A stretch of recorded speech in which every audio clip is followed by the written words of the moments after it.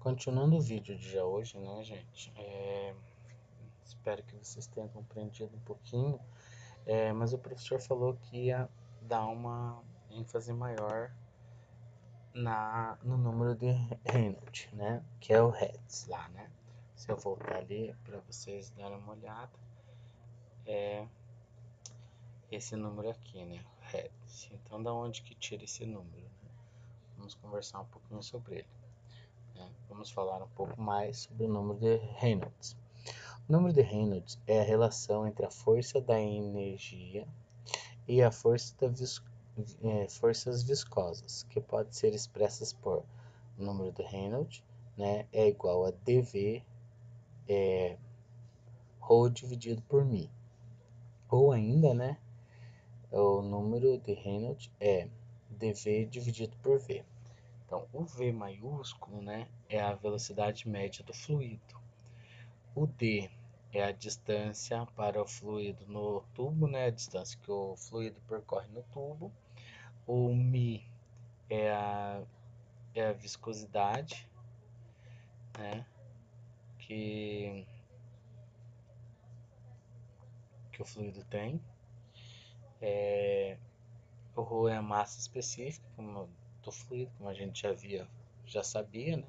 E o V minúsculo, né, que é do caso dessa fórmula aqui, é a viscosidade cinemática do fluido, né? A mesma viscosidade do fluido. Então eu tenho que é a distância do tubo vezes a velocidade média do fluido vezes a massa específica dividida pela viscosidade dinâmica do fluido, né, vai me dar o número de Reynolds. Então, daí que se tira essa relação do número de Reynolds. Também voltando, né, um pouquinho sobre o escoamento laminar. O escoamento laminar ocorre quando as partículas de um fluido se movem ao longo da trajetória bem definida, apresentando lâminas ou camadas. Daí o nome laminar, que apresentam suas características durante o escoamento, né? Então, aquela que, né, se move através de um escoamento laminar. Nesse tipo de escoamento, a viscosidade age no fluido no sentido de amortecer a tendência de surgimento da turbulência, sendo que este escoamento ocorre geralmente a velocidade baixa em fluidos que apresentam grandes viscosidades, né? Graxa, né? Entre outros. Escoamento turbulento, esse a gente já viu também, né? O professor mostrou lá a asa do avião, né, que tinha um laminar e tinha o turbulento. O escoamento turbulento ocorre quando as partículas de um fluido não se movimentam ao longo da trajetória bem definida, ou seja, as partículas descrevem trajetórias irregulares, com movimentos aleatórios, produzindo uma transferência de quantidade de movimento entre regiões de massa líquida. Esse escoamento é comum na água cuja viscosidade é realmente baixa, né? O vento também, né? Mas como aqui a gente está falando de tubo, né? É mais para água. A gente já vai ver mais para frente, né? Em que momento que se comporta assim. Então, o diagrama de Mould, como eu tinha encerrado o último vídeo, né? Mostramos mais detalhes como o diagrama de Mould é utilizado no cálculo de fator de atrito de Darcy. Para isso, utilizamos alguns valores numéricos para exemplificar a utilização do diagrama. É claro, né, que se colocando os valores vai ficar mais fácil de calcular. Então vamos lá. Vamos supor que o valor do número de Reynolds seja de 10 a 10 elevado à quarta e que o rugosidade relativa D seja de 0,04. A figura, né? A partir da figura temos que a figura a gente já vai ver, né? Utilizando a curva de rugosidade relativa de 0,04, seguimos essa curva de rugosidade relativa constante até o encontro dela com o valor de Reynolds do exemplo proposto. Neste ponto de intersecção da curva de rugosidade relativa com o número de Reynolds, que é igual a 10 à quarta, conseguimos encontrar o valor do fator de atrito de Darcy, fazendo a projeção deste ponto de intersecção com o eixo de fator de atrito. Encontramos, portanto, o valor de F igual a 0,036, né? Aqui nós temos, então, o gráfico, né? Aqui são dados os valores, né? Ó, então nós estamos pegando esse aqui, né? Porque nós estamos falando que ele é 10 à quarta, correto? Aqui 10 à terceira, aqui a função f, que né, foi falado. Então aqui está o ponto que a gente vai pegar, certo? Aqui, ó, 0,04, né? Então foi como o professor falou. E nesse caso aqui, né, a função está próximo do 0,04. E aqui ela está na função, né, 0,04. Então, fazendo os cálculos, né, eu tenho que o atrito, né, em relação a esse gráfico aqui, gente, foi adaptado de um livro, né, do M. Donald, né, e dá para você observar onde fica o fator de atrito do Darcy, através de alguns valores, né. Aqui, se vocês observarem, tá a fórmula aqui, que o professor já havia falado, né? Então, se eu jogar nessa forma, ó, Rho dv, VD, Mi, só alterou a ordem da fórmula, né? E o ED já está aqui, né? E o ED da segunda função, né? Também é dada, né, nesse valor. E aí nós temos o valor correspondente de 0,03 para a função em f aqui, né? Se vocês observarem, eu posso tirar aqui para ficar mais fácil a visualização, que o f está aqui, ó, estão vendo? E aí nós podemos continuar, né? A perda de carga local. Perda de carga local ocorre em locais ou singularidades em que o escoamento sofre perturbação brusca. Esta perca de carga é devida ao efeito de atrito e do gradiente adverso de pressão que ocorre quando o fluido atravessa as singularidades inseridas no sistema. Gente, essa que está escrito aí nada mais é que quando eu tenho uma redução, por exemplo, de um cano para o outro, ou até mesmo eu tenho um T, uma curva, correto? Seria mais ou menos esses os exemplos. São considerados são considerados singulares entradas e saídas de tubulação, expansão e contração graduais e bruscas, curvas, com cotovelos, T's, válvulas abertas ou parcialmente abertas. Registro, no caso, também, né? Então, são isso como o professor já tinha dado o exemplo. Para sistemas que possuem longos trechos de condutores retos de seções constantes, a perda de carga localizada relevantes. Essas são maiores, elas são maiores, são da mesma ordem de grandeza, ou são menores e a perda de carga distribuída, correto? Então, Aqui nós temos o HL, né? Que é o local, né? Que a gente já tinha falado, que é a perca de carga localizada. E a fórmula, né? K vezes V ao quadrado dividido por 2G. K é a constante, velocidade ao quadrado e a gravidade, né? Então, essa forma a gente já tinha dado uma olhada nos slides anteriores. Então, uma função de uma forma de calcular a perda de carga localizada é por meio da seguinte formulação, em que K é coeficiente de forma, né? Como nós já tínhamos falado.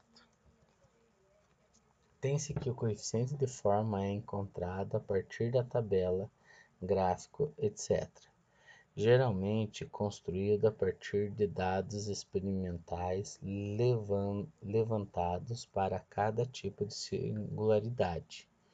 Outra forma de se calcular a perda de carga localizada é por meio da teoria do comprimento equivalente. O conceito de comprimento equivalente nos fornece a perda de carga localizada, na qual ocorre uma singularidade dada a partir de um comprimento equivalente de um trecho de condutor reto de seção constante com o mesmo valor da perda de carga que ocorre na singularidade. Valores de comprimento equivalentes, né, length, que o L é o comprimento, né, e Q equivalente, são encontradas em catálogos de fabricantes. Portanto, temos que, voltando ao coeficiente de força, mostraremos como encontrar seu valor para cada tipo de singularidade que pode ser inserida em um sistema hidráulico. Para a entrada de tubulação, temos que o valor de K é encontrado, por exemplo, na tabela 2.3, que vamos ver à frente, que apresenta os seguintes tipos de entrada. Então, a reentrada, né, borda viva e arredondada. Então, nós já vamos ver aqui, né, essa tabela 2.3, como nós já vimos dito aqui. Então, coeficiente, deixa eu mudar aqui para ficar mais interessante. O coeficiente de forma para vários tipos de entrada de tubulação, né? Então, reentrada seria esse movimento aqui, né?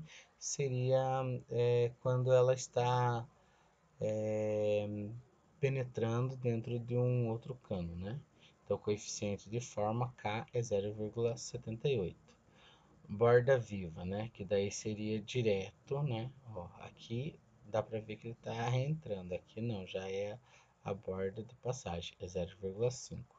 Arredondada, vocês verem aqui, que seria o registro. Quando vocês abrem, ele fica meio, quando você mexe com o registro, né? É uma comporta redonda, né? Daí você já tem um registro.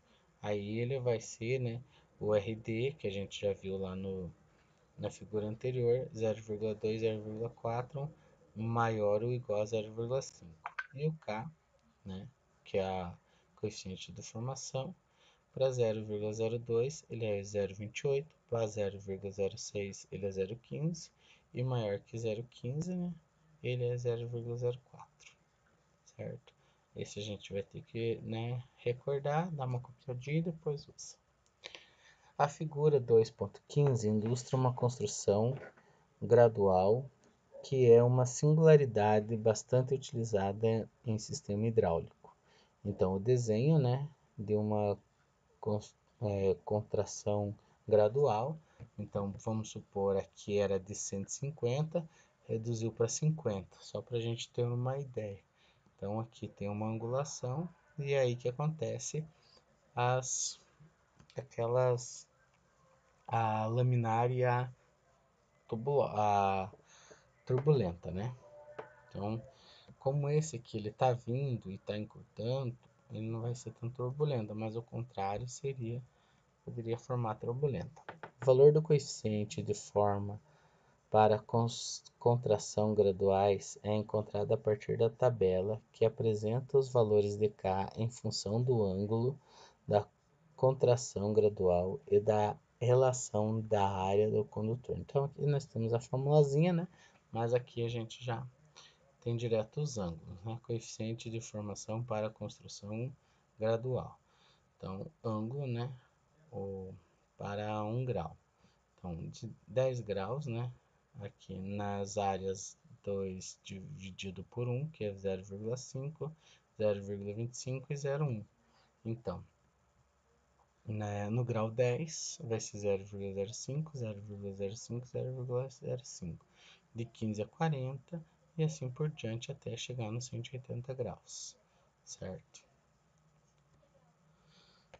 Cálculo de K para contrações e expansões bruscas, né? Foi o que o professor falou. Aqui, né, escoamento e escoamento, então, contração, né? Ou seja, diminuição. Vamos supor, tá lá em 150 e passa para 50, um esgoto, por exemplo. Aí eu vou ter a razão da área, né, é igual a área 2 dividido por área 1, certo? E a expansão vai ser o contrário, né? A razão da área vai ser a área 1 dividido por área 2. Então, a menor, né, se a gente observar, a menor sempre vai na frente. Sempre vai ser dividida, certo? Então, aqui nós temos o gráfico que mostra mais ou menos o comportamento, né, desta função em relação à tubulação. Uma curva de parede lisa de 90 graus é mostrada na figura. A curva ilustrada na próxima figura, né? A curva ilustrada tem raio de curvatura R e diâmetro D constante. Temos também curva de 45 graus e 180 graus. A figura também apresenta um gráfico para o cálculo do valor do coeficiente de forma para a curva de parede lisa com 45 graus, 90 graus e 180 graus em função de RD. Então vamos lá. Aqui, né, nós temos a de 90 graus, né, é o cálculo, né, da curva para 180, para 90 e para 45, certo? Em R dividido por D, com K, né, variando aqui de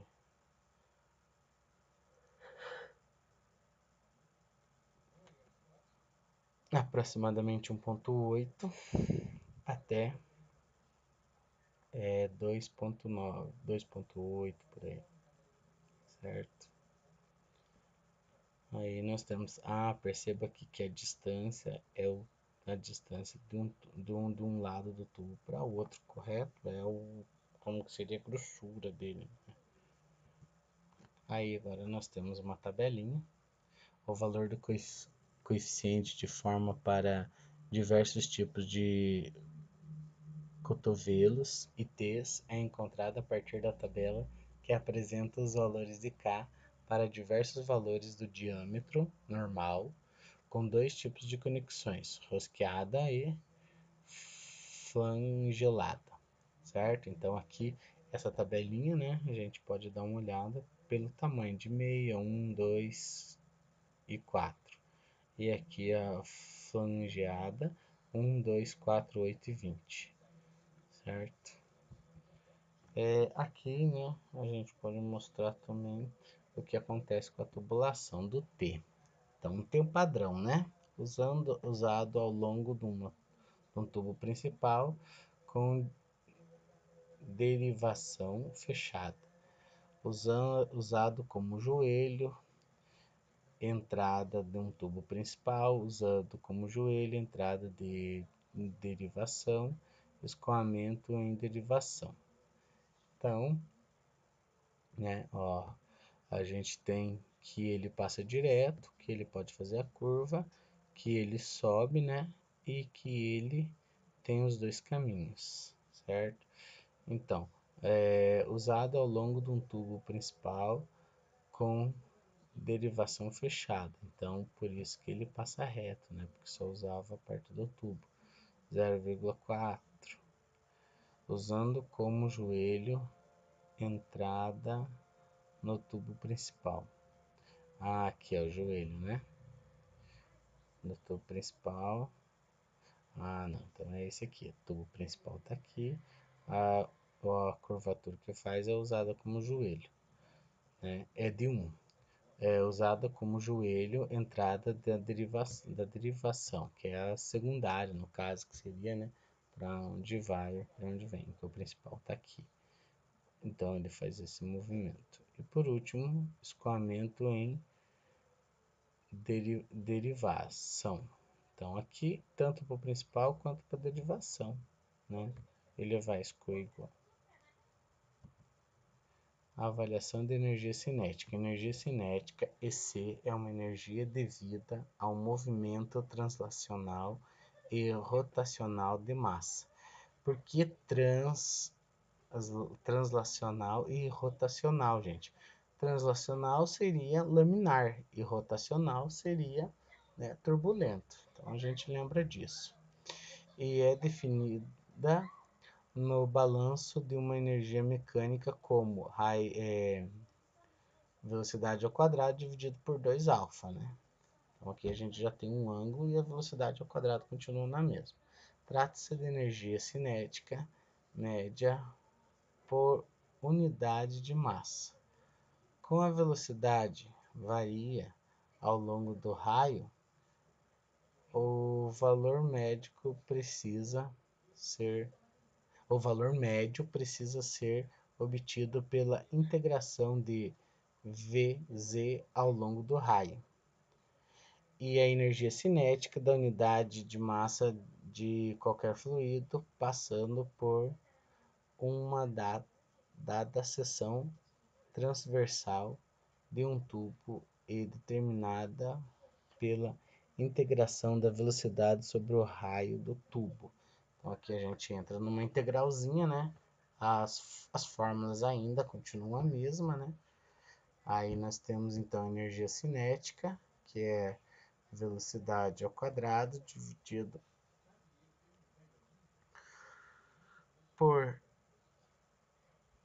2 é a massa vezes velocidade ao quadrado dividido por 2, mas aqui no caso a gente já fez aquelas conclusões e ficou velocidade ao quadrado dividido por 2 ângulos, correto? E aqui a gente tem um trabalho, a gente não pode esquecer. Então aqui a gente tem velocidade ao quadrado, né, dividido por 2, o ρ, velocidade de 2πr. Por quê? Porque ele é, né, queira ou não queira, circular. E embaixo a gente tem ρ πr ao quadrado v. Então, alfa, como é que eu vou... Estão vendo aqui, né? V ao quadrado sobre 2 alfa, que é o que nós já tínhamos comentado aqui, né? Então, o que eu tenho que fazer? Organizar tudo isso, né? E tirar. Como aqui está dividindo, eu passo multiplicando aqui, né? Aí eu posso cortar, porque aqui são constantes. Se ele está derivando em R, né? O resto tudo é constante. Então, eu vou aqui, né, é VR, V ao quadrado R, também não posso mexer. Então, porque está em R. Só o PV que não está em R. Então, esse eu posso cortar. E acho que é só. Organizando essa fórmula aqui, eu vou ficar com alfa, né? Jogando esse 2, dividindo. Pegando esse 2 multiplicando. Ou mesmo, né? Pegando esses dois multiplicando, passando tudo isso aqui dividindo. Aí eu vou ter que cortar isso com várias coisas. Eu vou ficar com um raio ao quadrado, velocidade ao cubo, dividido por 2 vezes a integral de 0 a r, né? Que é o raio, r, v ao quadrado, r dr. certo? Então, essa integralzinha a gente vai dar uma olhadinha mais tarde para ela, né? Então, voltando ali, né? Eu tenho como a integração do termo da velocidade ao cubo não é muito simples, principalmente quando o comportamento do fluido foi se tornando complexo, recorre-se ao fato de correção alfa.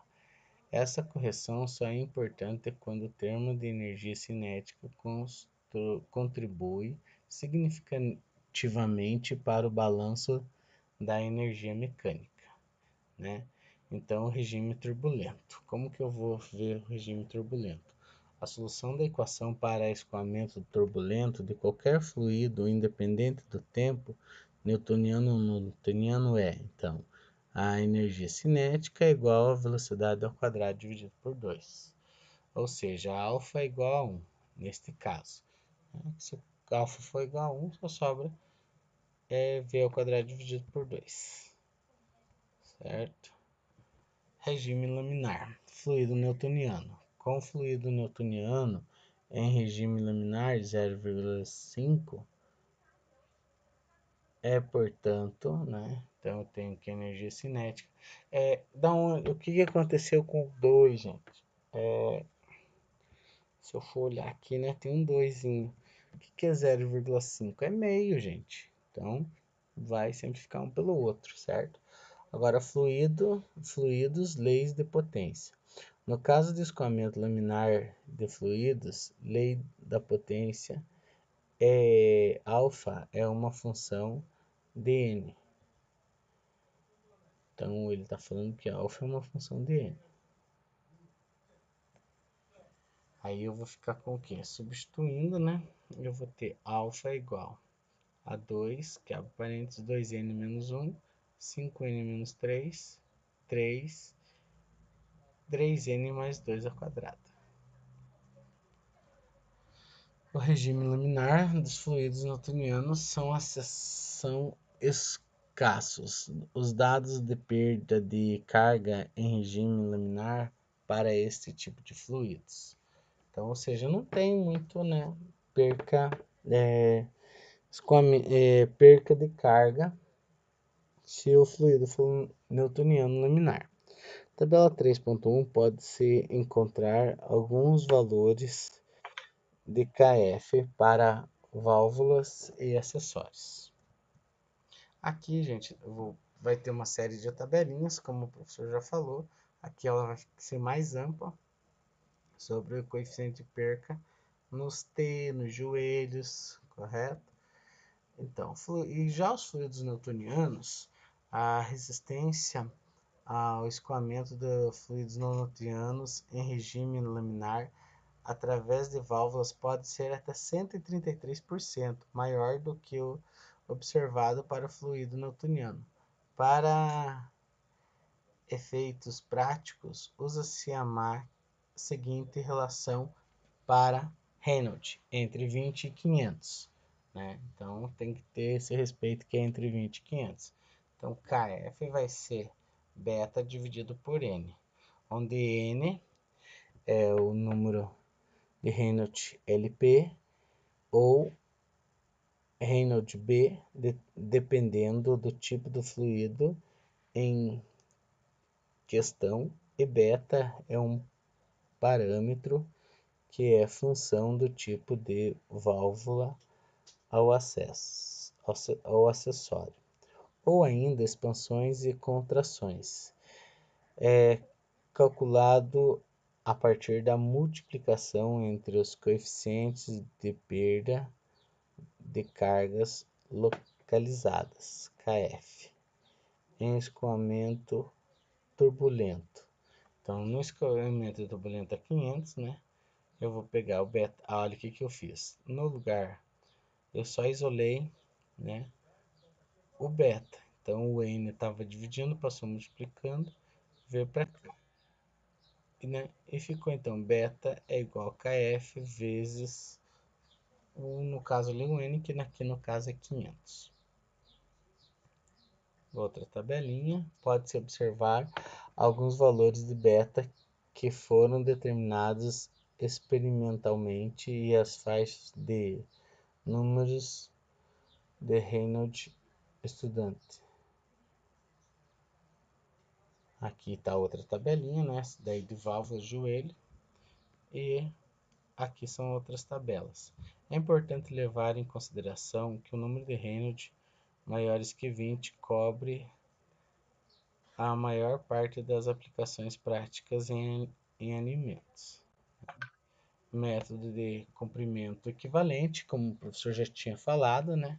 É o LQ, é o comprimento de tubo que apresentaria perda de carga igual a do acessório em questão. Como exemplo, a perda de carga de uma válvula globo de 2 polegadas totalmente aberta equivale a aproximadamente a perda de carga em 16 metros de tubulação, rende dados obtidos da tabela de comprimento equivalente. O comprimento equivalente ele independe do regime de escoamento, ou seja, pode ser tanto laminar quanto turbulento, certo? Os dados podem ser usados tanto no escoamento laminar quanto no turbulento. E aqui nós temos a formulazinha, né? Então a energia, né?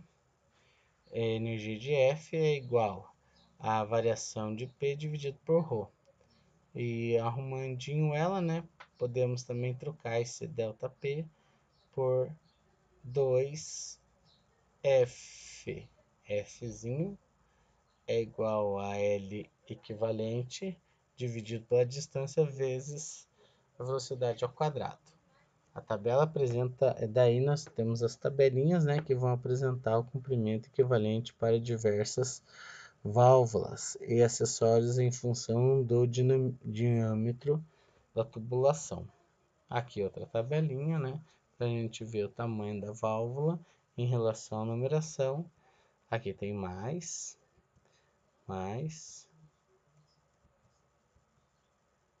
E aí, vocês podem dar uma olhada melhor nessas tabelinhas em relação ao tamanho dos tubos. Muito obrigado, gente. Espero que tenha esclarecido um pouquinho mais. Qualquer dúvida pode perguntar para o professor.